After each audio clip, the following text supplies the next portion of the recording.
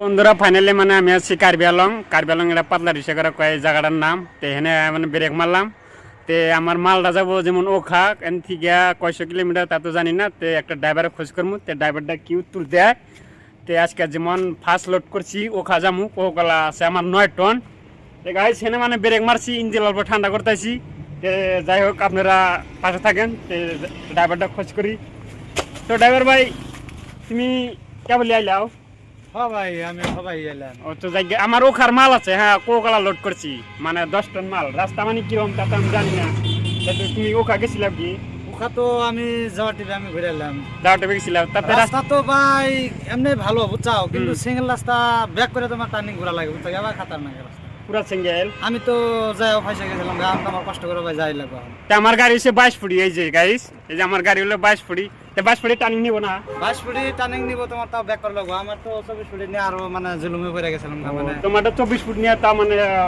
Turning এ পুরো back করছাও না back করে ফেরা আবার টার্নিং নিছাও, তাহলে আমারটা 22 ফুট না আরামসে টার্নিং নিব নাকি টেনশন নাই, তোমার আরামসে যাইবা ভাই দেহ না যায়। কিন্তু ঘটনা হলো যে যেগুলা আপ মানে যেগুলা আপ একদম যদি আপ উঠে উঠে আর যদি নামে নামে মানে পুরা আপ আছে না।